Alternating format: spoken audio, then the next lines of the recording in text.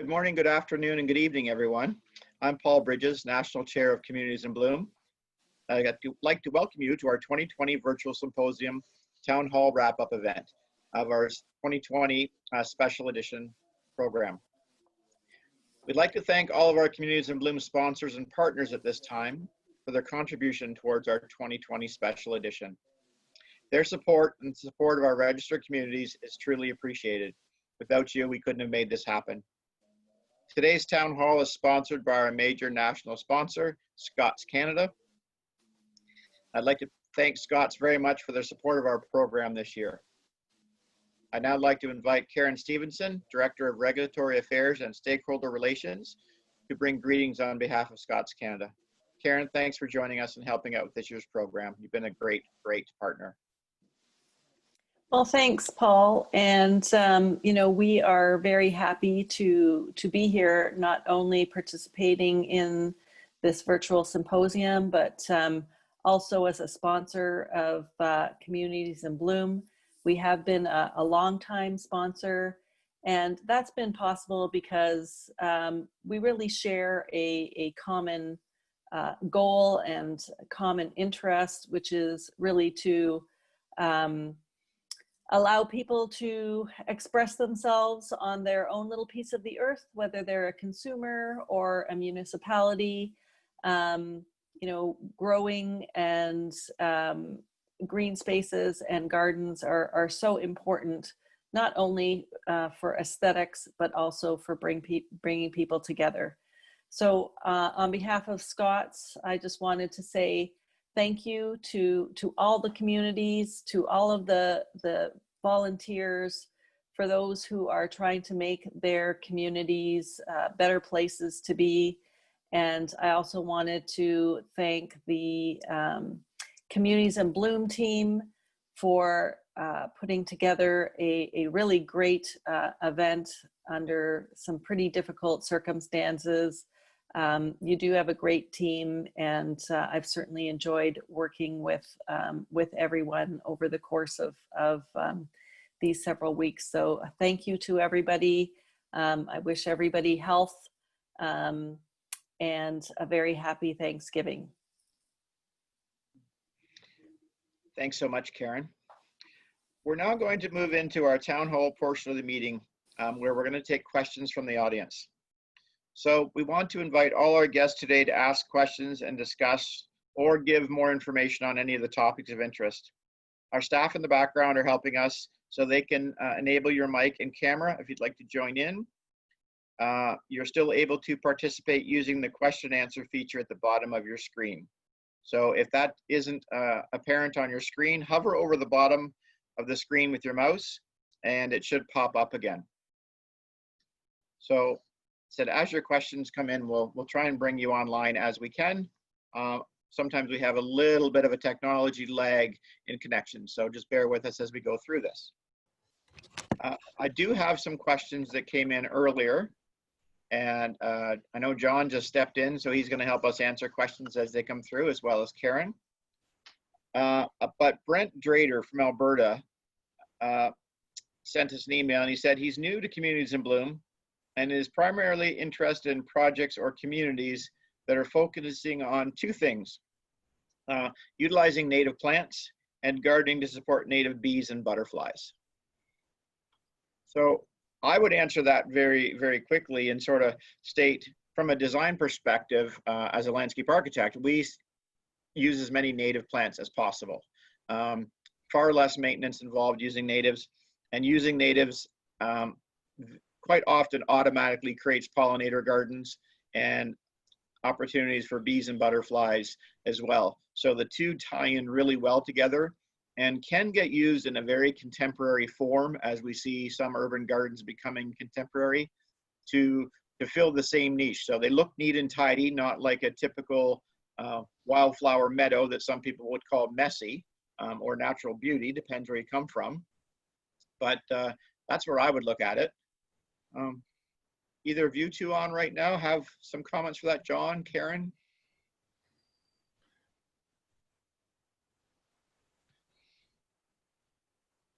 They're going to hold off on that one maybe for me. All right. Some other questions, and these would fit into both your expertise from years with Communities in Bloom. What has been the most enlightening about Communities in Bloom to yourself as you think about your years?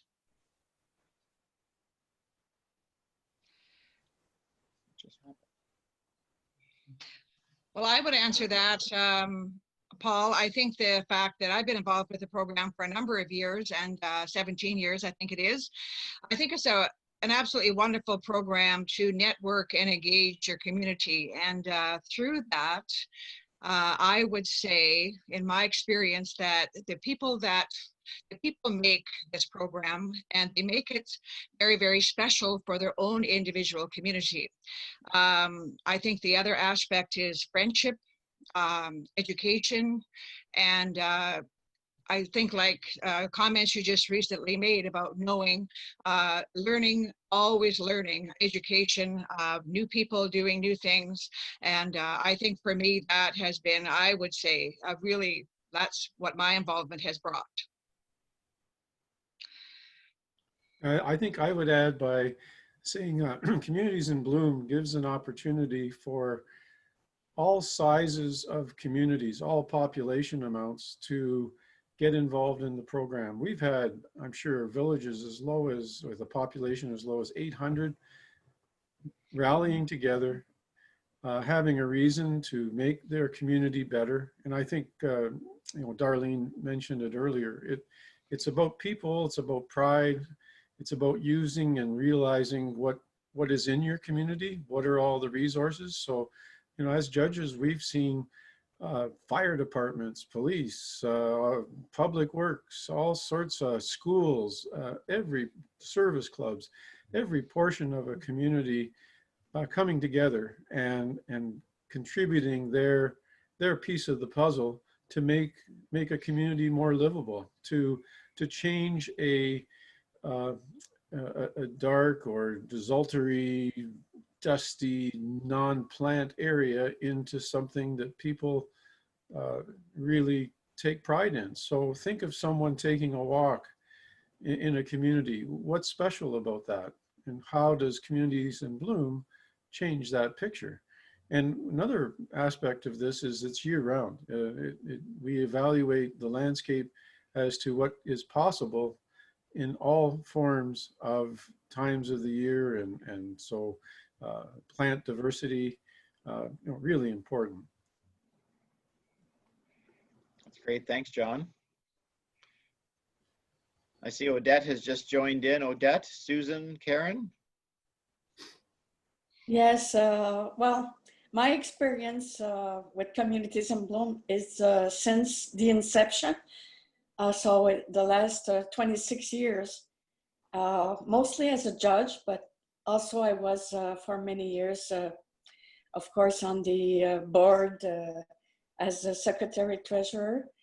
So the evolution I've seen all these years is fabulous, because it started only with 29 communities at the beginning, and eventually more and more participants from different provinces, like programs were created in each provinces. That's one of the impact.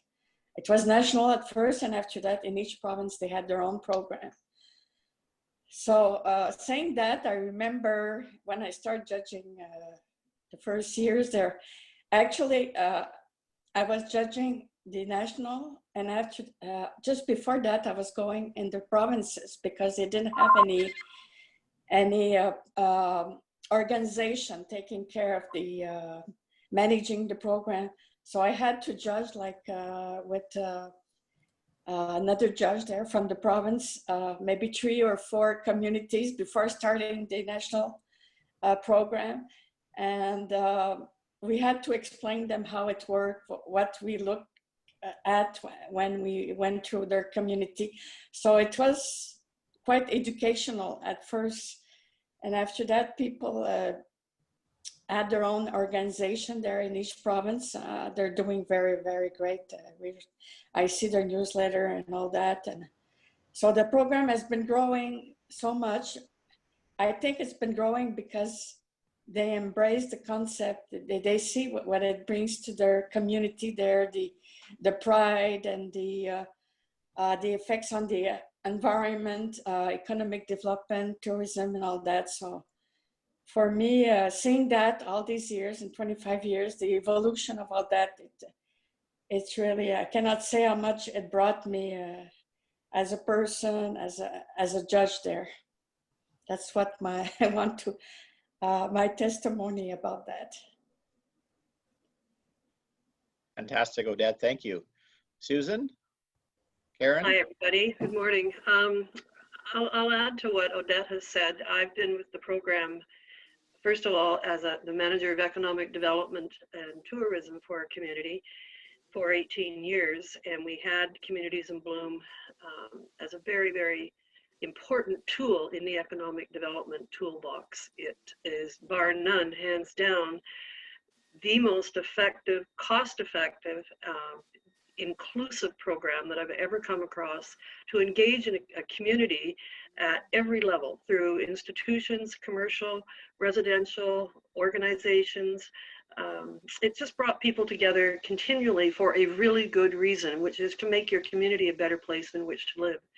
It's also a place, it's also a program that if you follow the template that we use, and I'm a judge now, that the judges use to evaluate your community, it basically touches on everything that needs to be done to make your place investor friendly, to make it more responsive to the citizens of the community, and to make it a great place to live. I can't tell you how passionate I am about this program, because I've seen it work, and I've seen it work in all of the towns that I've had the honor and the privilege to judge in the last 3 years. So those of you who are in the program, I know that you probably share these sentiments. Those of you who are thinking about this program, it will work for you, absolutely, hands down. Thanks, Susan. That's fantastic. Karen? Yeah, I was just going to make a couple of comments. As a sponsor, I think, we have a slightly different perspective. We're in some cases, a step removed at just, looking at what's going on. But I think what's struck me with the 11 years that I have been participating is just the enthusiasm that it seems to breed amongst all the communities, that it really is about placemaking and creating community, and not, it's not just about growing gardens and green spaces.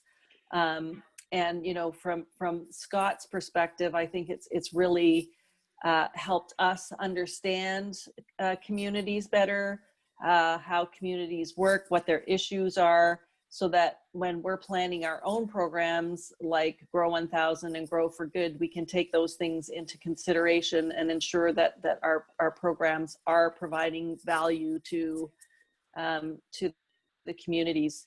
And then just on a personal note, as I said, because I've been participating for more than a decade, just getting to know people. People are so welcoming, and I've made some long-lasting friends over the last 10 years, and really look forward to seeing the familiar faces. So. Those would be my perspectives. I might add one more item, and Darlene mentioned it earlier, that it's a continuous learning exercise against a grid, and I really appreciated Susan's comments about the economic vitality of communities. So many BIAs and chambers of commerce and neighborhood associations participate in the program. So, we've kind of reminisced about the past, but one important item that we're looking at going forward is, and particularly this is now speaking more toward, I would say, medium-sized and larger Canadian communities. There's a growth in pride and the opportunity by neighborhood associations to be now involved in the program. So if you have a larger city, the emphasis now is on particular areas of a city. And CiB will be trying to orient the capability of dealing with neighborhood associations more formally. And that, I think, will provide a scale that, again, recognizes the input of thousands of people over the years and going forward. And I noticed that, Karen, with Scots, you know, you often have community associations applying for these awards. I have something to say also, some trends that I noticed this summer. Because of the COVID there was some changes. Of course, the distanciation between people. So what happened, the streets there more openness on the streets there that for people to walk, because sometimes the sidewalks are very narrow and all that. And I noticed that they were taking part of the street for pedestrians, or you know, to be able to go outdoors and walk. So I think there's a lot to do about having more pedestrians streets. And also I notice what we would call in French piétonisation des artères commerciales. I would add that. And what I notice is also like the restaurants, they would make a terrace on the sidewalk. Actually, the many streets were closed actually for that reason, for letting the restaurants taking more space. But I thought there's more to do to that, because it was not done in a way, it was like improvised, I would say. It's not, I think there's work to do to really what you call with urban furniture, putting that there, or even having some benches, fun places for children to sit. And that's one of the trends I saw just starting, but I guess it's gonna grow with time. And also I saw more cyclists on the road. So that means that the even in the in the city of Montreal, for example, they're doing what they call a réseau de vélo express. That means an express pathway for bicycles there.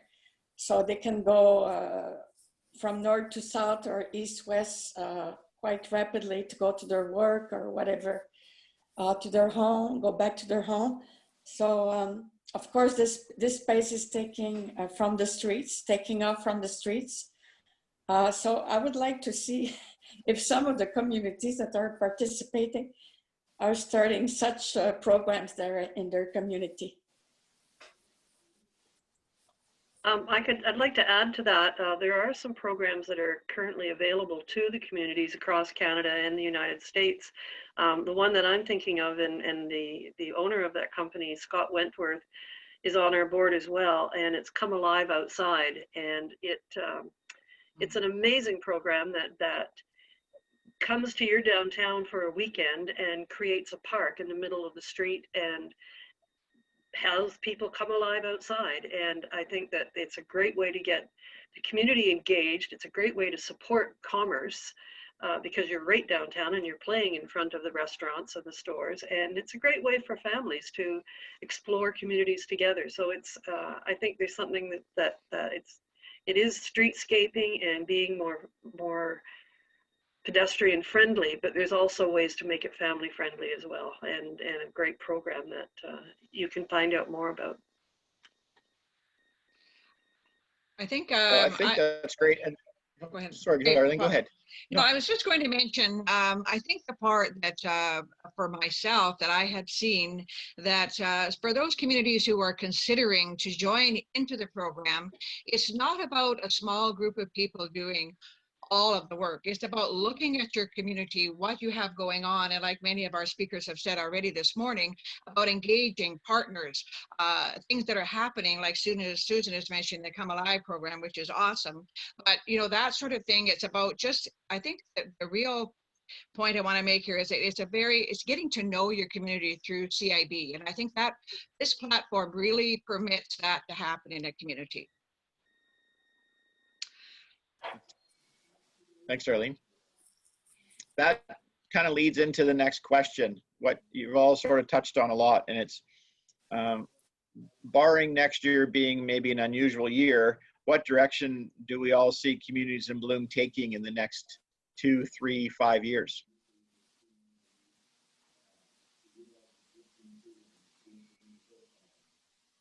Anyone like to step in on that one?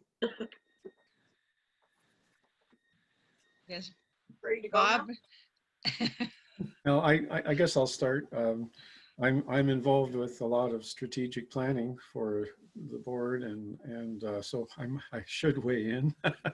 I think the Communities in Bloom needs to look at its horizons and constantly evaluate what's going on in the environment, and not just the climate environment, but contextually. You know, what's happening in Canadian society, what are the strengths and weaknesses of our organization, how can we best apply our resources? So when you look at that question, livability of the city or community, Yes, no. is still a big issue. I'm The ability to effect steps toward dealing with climate change. I know communities are challenged to deal increasingly with flooding, with more extreme storm events. And the kinds of things that we put in the judging grid, such as the environment, has always been there for many, many years.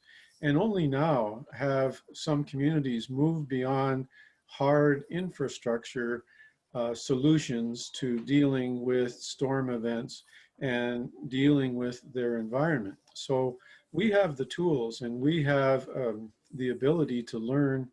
Even in Europe, we have seen examples of how European communities and countries have been dealing with some pretty big challenges. I guess the next one would also be, how can we as a society live together better? And so we see in the South, in the US, the issues of unrest with respect to what I would simply call a lack of respect for one another.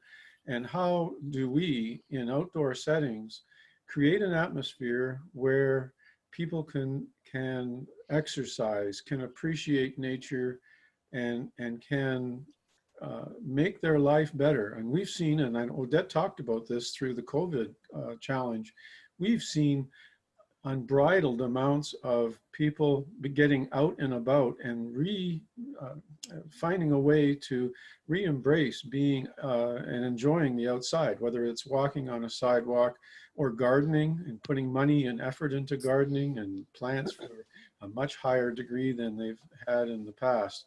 So I think these are relevant items that Communities in Bloom need to understand and prioritize in their efforts. And I think the other piece of this would be communication and how to engage communities. I think Susan and Darlene talked about this. You know, how do we welcome new members? How do we engage the new communities that would like to be part of this movement? And recognize that small efforts, even in the beginning, as Odette mentioned, you know, just a small number, can still have a large impact. Whether it's planting trees, whether it's a neighborhood initiative, or more broader initiatives that come forth. Thanks, John.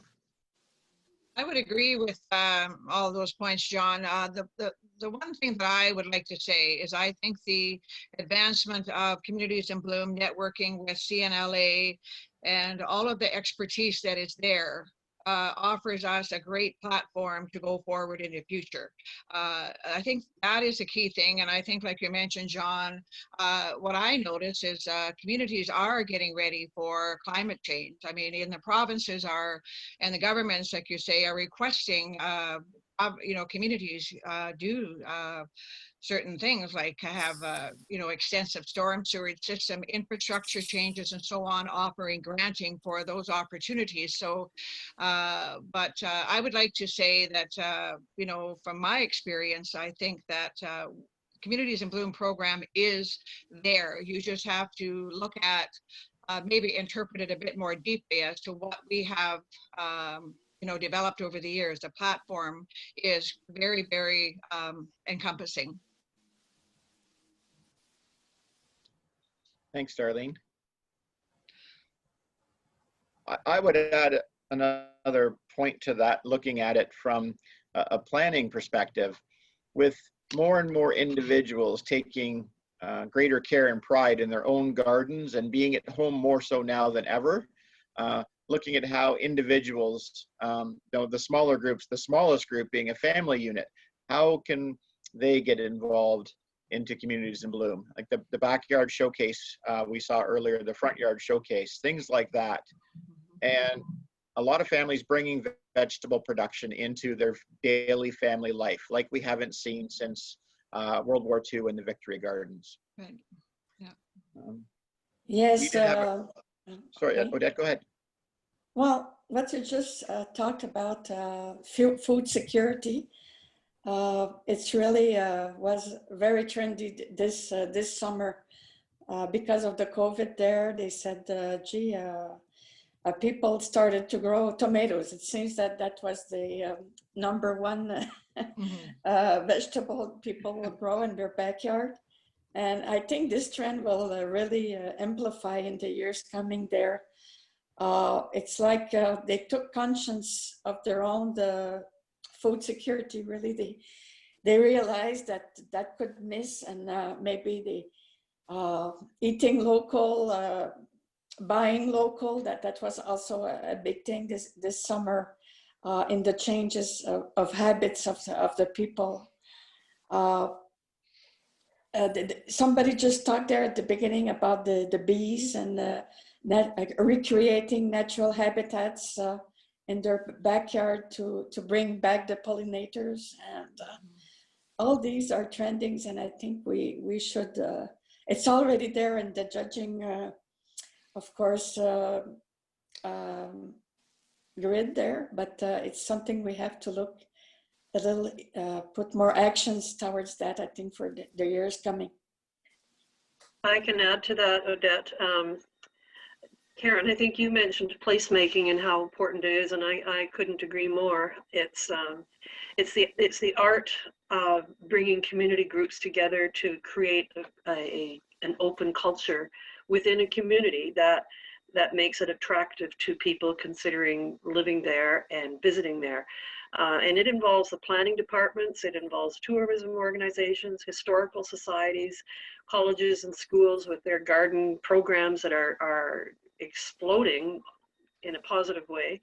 The backyard gardens that we heard about earlier in the symposium, and the business improvement areas are all coming together. And those are the strengths of Communities in Bloom, and part of our strategic growth plan that is based on fostering community strength, involvement, and continuous improvement. And that's what I look forward to in the next 3 to 5 years, is seeing that it just becomes stronger and stronger and becomes the go-to organization when communities are trying to improve. The other thing I think we can't forget in the program grid is conservation and preservation of our natural environment and of our heritage. And I think I just wanted to touch on that, because I think that is a very important part of our communities, large or small, in terms of our past and going forward in the future. Natural conservation is extremely important now, as we all know. And I think that we are going to be paying a lot more attention to that in the next few years. John, if I may. Absolutely. Thank you. It's Ray Hurd from Ontario. Just to specifically respond to your question that you posed, we've already started looking and examining at partnering with like-valued and like-minded associations and professionals. There are many groups out there who think have a like mind as to Communities in Bloom, because they want the same goals and objectives.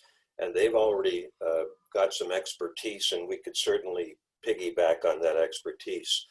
Not only the associations, but certain specific professionals within possibly the medical and health communities, and even into the aspects of engineering. The comment was made about storm surges and how do you cope with.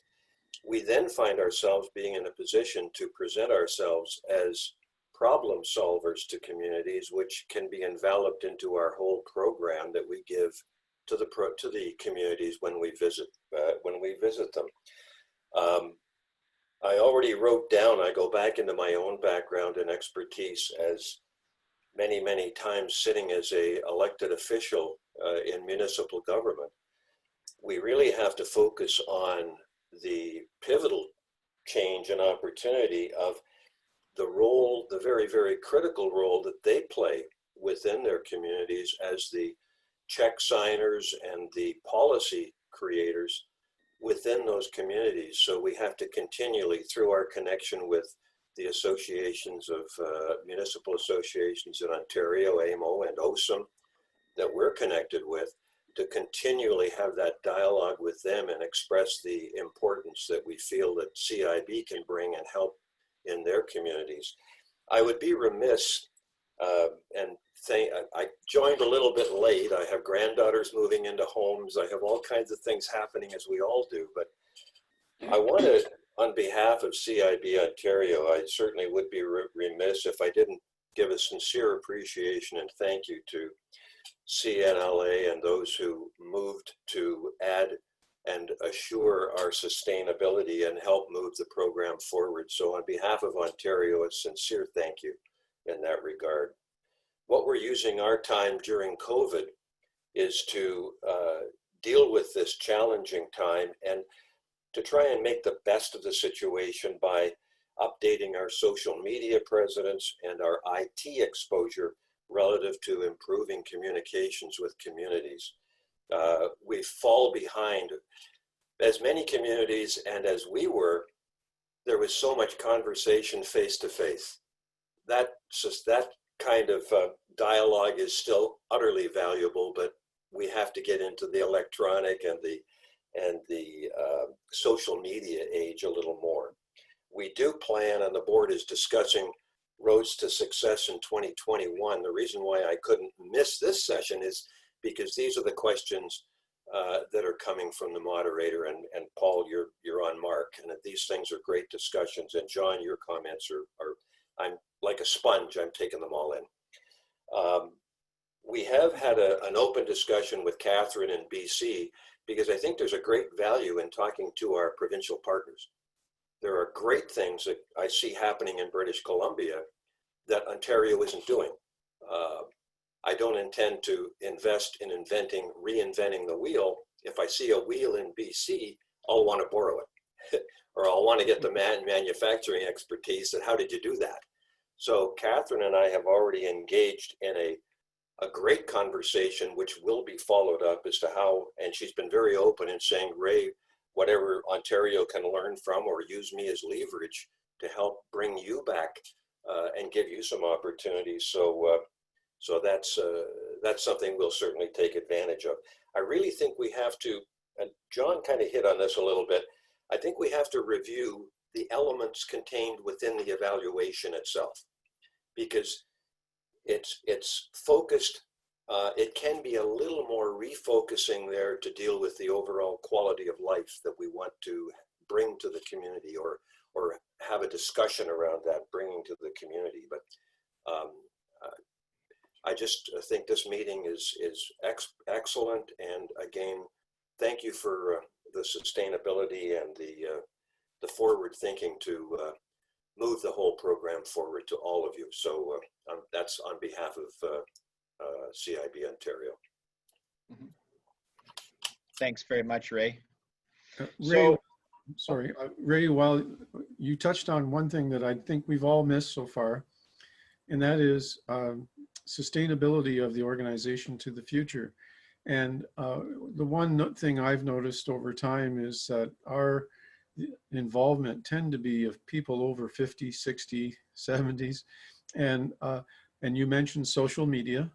You mentioned how to engage a wider audience. I think we've got some challenges to engage younger people, to engage a more diverse population, and how to reach more people in various stages of their lives and in various specific areas of the country. If I can respond to that, if I may, Mr. Chair. Absolutely. To respond to you, John, we've already had great success in bringing youth onto our board. We have a very young is relative, but this young lady is a young lady, and she's going to be joining us on the board. We also have discussions with two Indigenous individuals who have shown interest, and they bring a wealth of opportunity to the board, not only in the area of youth, but there are sports that we talk about within the body of a municipality that I didn't know existed until I had these conversations with the people from different countries and different cultures. And this ports through to the really critical, pivotal part on this is the selling of our program or the promoting of our program. And I'll go back again and talk about elected officials. They really are the ones, if you're talking about municipal engagement, that we really have to have excellent, good, well thought out conversations with. I offer to all of you, and certainly to the key movers and shakers at the CiB Foundation, through us, please use AMO as a portal. OSAM, John and I have had the pleasure of going to OSAM conferences. You meet a great cross section of people, and it's a great opportunity to promote the program in those kinds of venues at those conferences. So thanks, John, for tipping me on that one. Well, that's great. I mean, that is exactly the kind of conversation in our strategic planning sessions we look forward to. When we have our provincial meetings as well, and talking to our international partners. How do we all learn from each other and borrow from each other and give to each other as a big global community to enlarge and create this program to move it forward, enhance it, refresh it, and make it stronger. With that, I am going to have to close up our town hall wrap-up session for this morning.